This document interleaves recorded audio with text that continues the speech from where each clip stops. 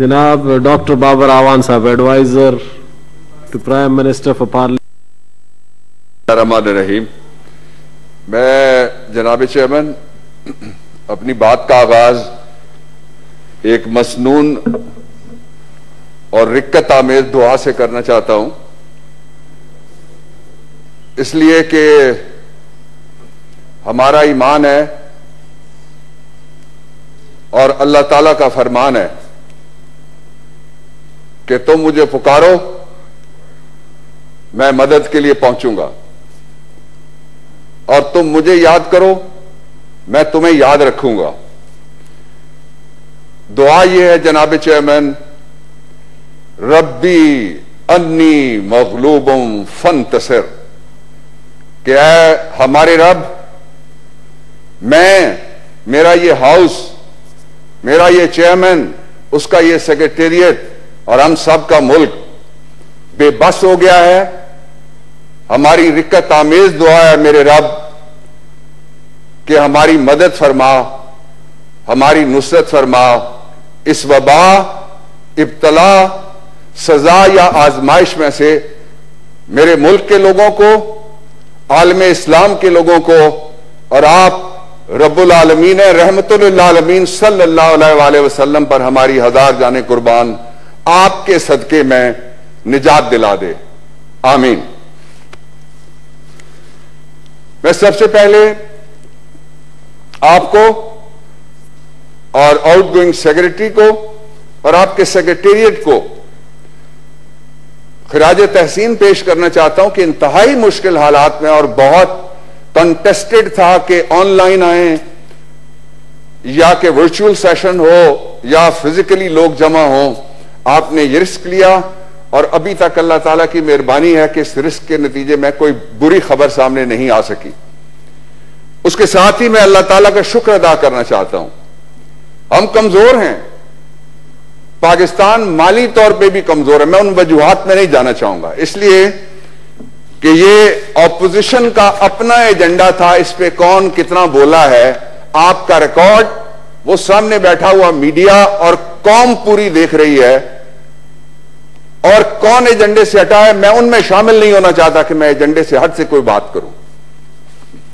मैं सिर्फ इतना कहना चाहता हूं जनाब चेयरमैन, जब आप ये इजलास बुला रहे थे तो सब पार्टिसिपेंट्स ने, सारी सियासी जमातों ने, बल्कि जो नेशनल कोविड कमेटी थी नेशनल असेंबली की, उसमें तो सारे पार्लियामेंट्री लीडर्स भी शामिल हुए, उन सब ने यह कहा कि सारी कौम हमें देख रही है, हम उनको लाए अमल देंगे।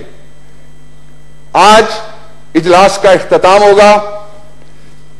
क्या लाए अमल आपके सामने आया है? मैं 3 हिस्सों में जो मुझे समझ आ सकी है, जो मैंने बैठ के सुना है यहां, और 2 दिन कौमी असेंबली में भी सुना है, 2 दिन यहां सुना है, कल फिर सुनूंगा।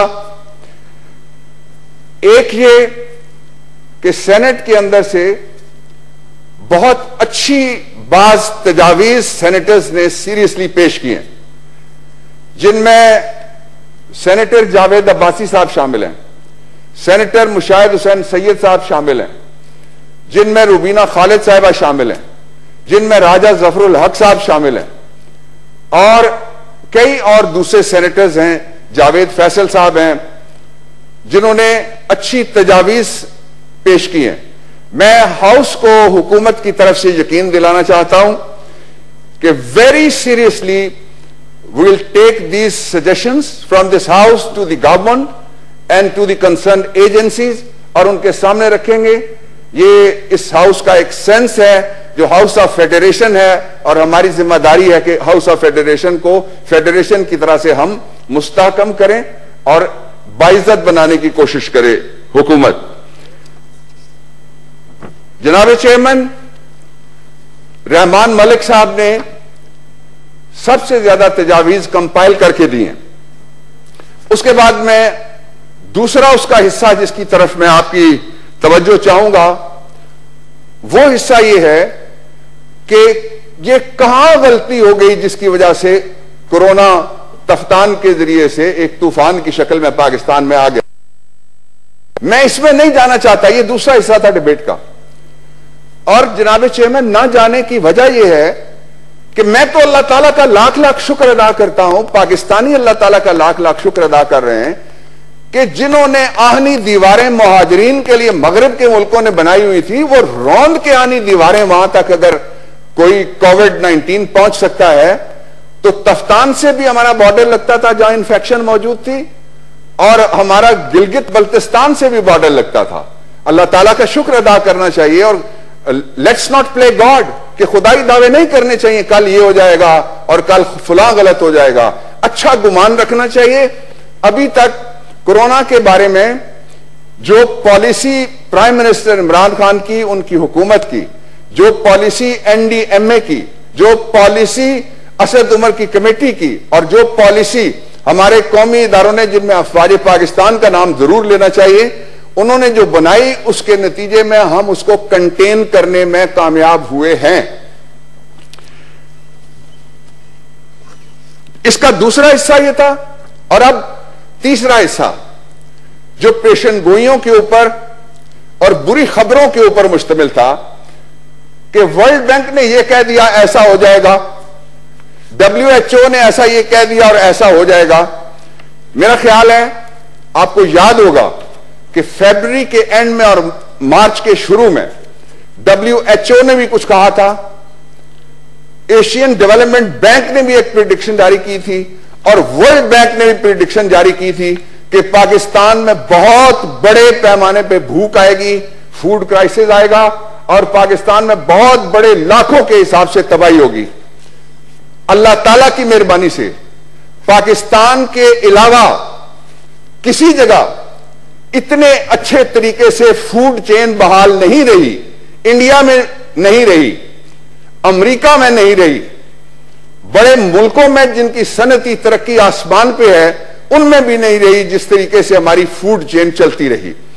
اس پہ ان اداروں کا شکریہ، اس پہ اللہ تعالیٰ کا لاکھ لاکھ شکر۔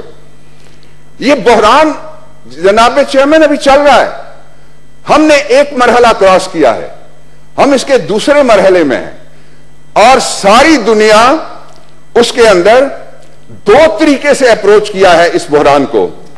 ایک تو یہ کہ بحران کے درمیان کیا کیا جائے، اور دوسرا یہ کہ کل اگر یہ بحران ختم ہوتا ہے مہینے میں، 2 مہینے میں، سال میں، 2 سال میں، تو پوسٹ کووڈ-19 ہماری پالیسی کیا ہونی چاہیے۔ پاکستان کی تاریخ میں مجھے اس بات پہ فخر ہے، اپنی حکومت پہ، اپنے عوام پہ، اپنے اداروں پہ، کہ پہلی مرتبہ اتنے بڑے پیمانے پہ ٹرانسپیرنٹ طریقے سے، شناختی کارڈوں کے ذریعے سے، انگوٹھے کے نشان کے ذریعے سے، پورے پاکستان میں، جن میں بلوچستان بھی شامل ہے، جن میں گلگت بلتستان، آزاد کشمیر اور باقی تینوں صوبے اور ICT بھی شامل ہے، وہاں پہ پیسے تقسیم کیے گئے، اور کسی جگہ سے کوئی شکایت نہیں آئی کہ پیسے کسی بڑے کو مل گئے اور چھوٹا محروم رہ گیا، اور پیسے کسی غلط کو مل گئے اور حقدار کا حق چھین لیا گیا۔ 2 اور یہاں پہ مباحث چھیڑے گئے ہیں، میں ان کو ایڈریس کر کے پھر شارٹ کامنٹس ہیں کچھ میرے پاس جو میں کروں گا۔ ان میں سے ایک بحث یہ ہے کہ گویا یہ حکومت 18ویں ترمیم سے چھیڑ اور چھاڑ کرنے لگی ہے۔ میں اس پہ حکومت کا موقف دینے سے پہلے آپ کے سامنے 2 فیکٹس آپ کی اجازت سے ہاؤس کے سامنے رکھنا چاہتا ہوں جناب چیئرمین۔ اور میں جب سے آیا ہوں تقریباً 35 دن میں نے جو پینڈنگ لیجسلیشن ہے اور پینڈنگ ایشوز ہیں جن کی وجہ سے ان اسمبلیوں کی طرف انگلیاں اٹھتی ہیں، ان ایوانوں کی طرف حرف آتا ہے، وہ میں نے معلوم کرنے کی کوشش کی ہے۔ اس کے نتیجے میں جو ایک آج سے متعلقہ آپ کے ساتھ ہوں کہ جو 13 اگست 2018 سے لے کے 27 فیبروری 2020 تک جو ہماری پیاری آئینی ترمیم ہے، اس ہاؤس میں 2 لوگ ہیں، میں ایڈوائزر کی حیثیت سے فارمر سینیٹر اور میاں رضا ربانی صاحب، ہم دونوں نے وہ سٹیئر کیا، ہم دونوں اس کمیٹی میں تھے، میں لا منسٹر تھا اور وہ کمیٹی کے ہیڈ تھے. اس ترمیم کے حوالے سے جو سینٹ میں 18ویں ترمیم کے بعد 2010 کے بعد آئینی ترامیم کے لیے جو بل آئے ہیں وہ صرف 3 بل ہیں جو حکومت کی طرف سے آئے. ایک بل خود رضا ربانی صاحب کی طرف سے آیا اور باقی نام لیے بغیر سینیٹر شیری رحمان صاحبہ کا بل بھی پینڈنگ ہے. سینٹ میں آئینی ترمیم 18ویں کے بعد 14 بل اس وقت پینڈنگ ہے جو کہتے ہیں کہ ترمیم کرو. اس میں 14 بل جناب میرے پاس پوری تفصیل موجود ہے. دوسرا 2 لفظوں میں اور چند سیکنڈز میں جو نیشنل اسمبلی ہے اس میں جو گورنمنٹ کے بل ہیں 2019 کے 2 ہیں کانسٹیٹیوشنل امینڈمنٹ گورنمنٹ نے مانگی ہیں اور جو پرائیویٹ ممبرز ہیں وہ ساری سیاسی جماعتوں کے لوگ اس میں شامل ہیں. اپوزیشن کے زیادہ ہیں.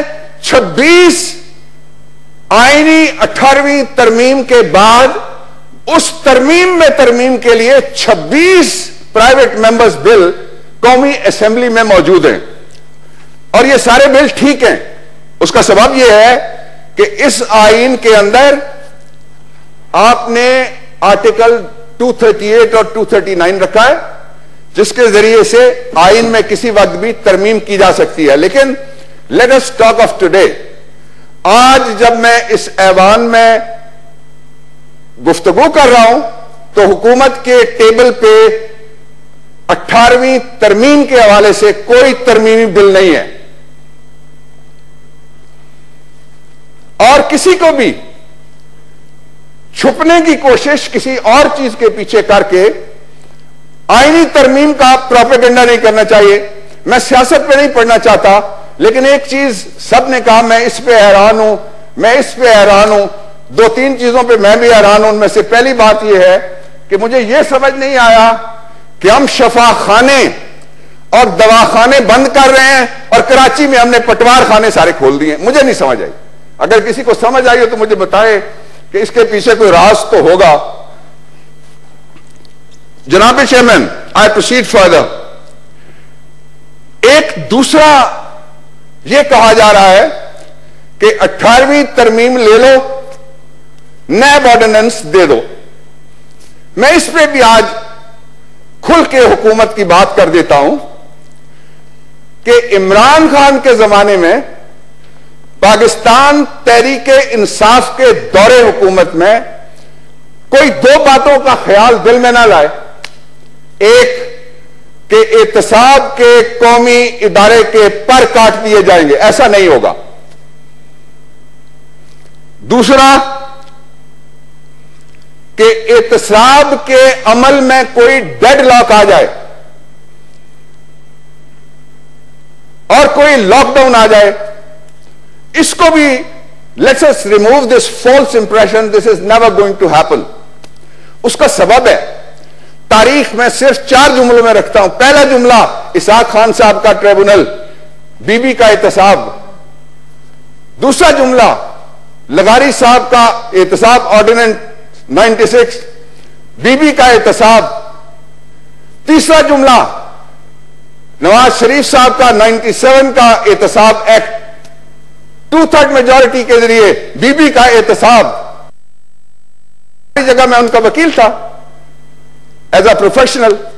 اور اس کے بعد جب 2 سال بعد احتساب ایکٹ 97 کو ایک سپرا کانسٹیٹیوشنل سربراہ نے آ کے نیب آرڈیننس میں تبدیل کیا تو 20 سال میں اس کو ہاتھ نہیں لگایا گیا.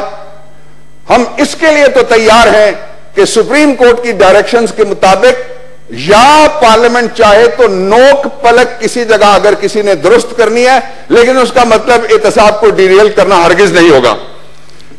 اب میں دوسرے حصے میں جاتا ہوں جناب والا اور وہ یہ ہے کہ ایڈم سمتھ کی جو معیشت چل رہی ہے ساری دنیا میں اس کے ماہرین اب کہتے ہیں نیٹ بھرا ہوا ہے.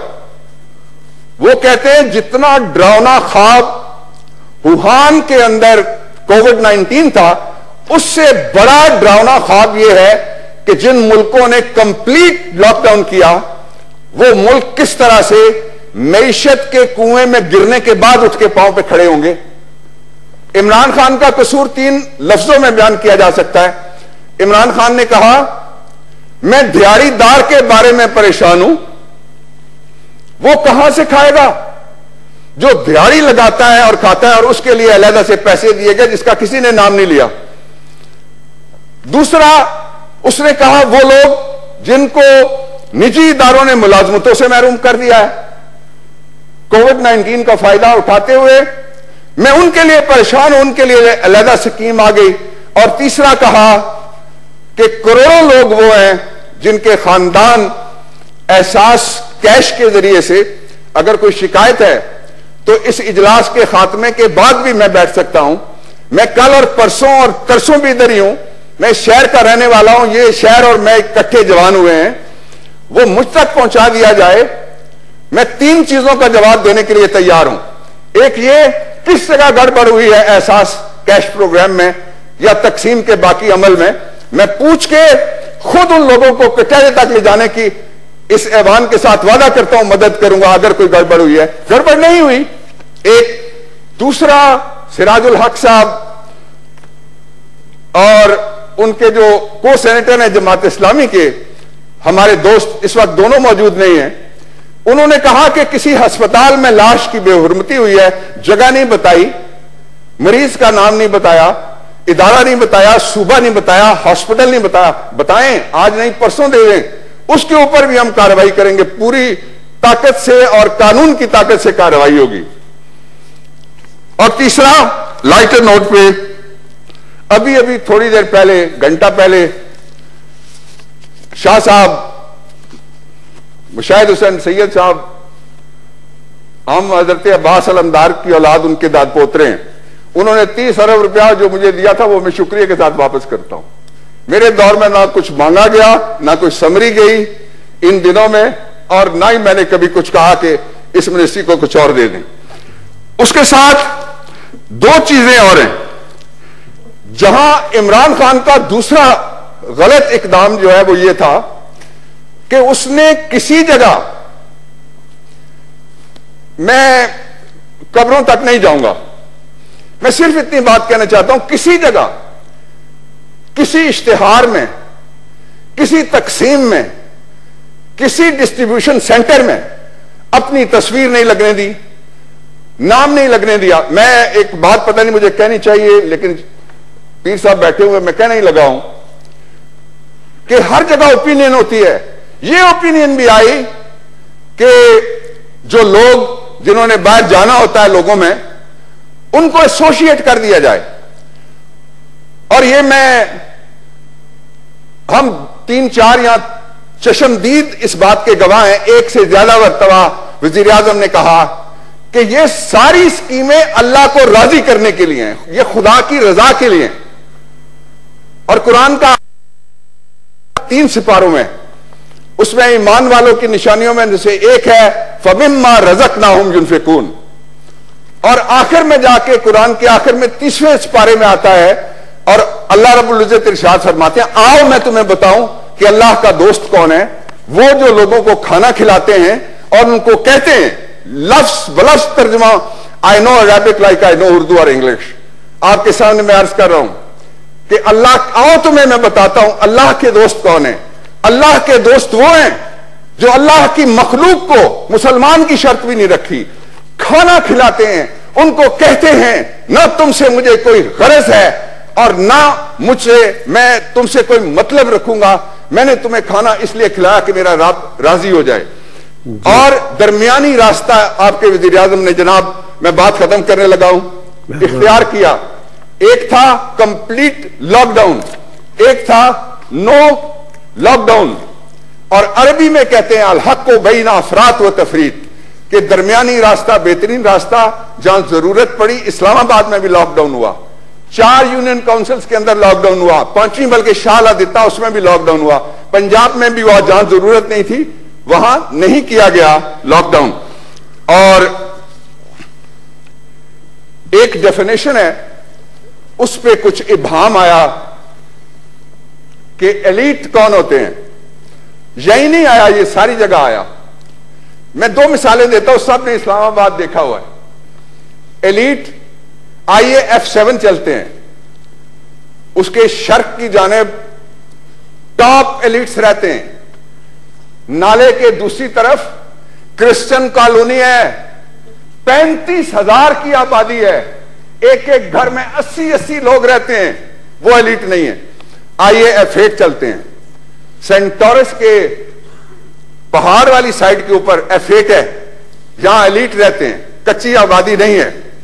اس کے جو ساؤتھ ہے اس کے اوپر 5 کچی آبادیاں ہیں. زیادہ مہاجر آئے ہوئے ہیں پورے پاکستان کے, جو انٹرنلی ڈسپلیسڈ پرسنز ہیں. عمران کی وہ ترجیح تھی. اور آخری بات جناب یہ ہے کہ بھیک مانگی اس نے, پرانی عادت ہے اس کو. اس نے بھیک مانگی, شوکت خانم بن گیا. اس نے بھیک مانگی, نمل بن گیا. اس نے بھیک مانگی اور نہ وہ ظالم ہے اور نہ بے رحم ہے. اسی لیے نہ بھاگتا ہے نہ چھپتا ہے. بھیک پہلی دفعہ نہیں مانگی گئی تھی. ایک اور وزیر اعظم صاحب بھی تھے, یہ بھی کہا گیا کہ وہ بیماری کو اپنے مفاد کے لیے استعمال کرتا ہے.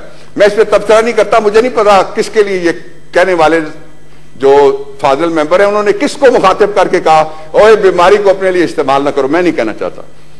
اور جو پہلی بھیک مانگی گئی تھی اس ملک میں وہ تھی قرض اتارو ملک سوارو اسکیم کی. Thank you. Thank you. Senator Abdul